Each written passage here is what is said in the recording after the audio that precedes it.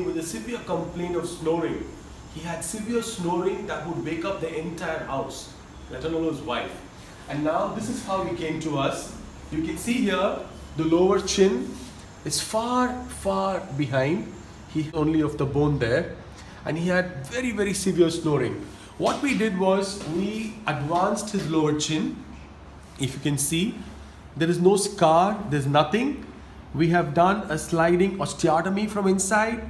This is only his day 5. So we can make these kind of changes in 1 week's time. We haven't taken bone from any other part of the body.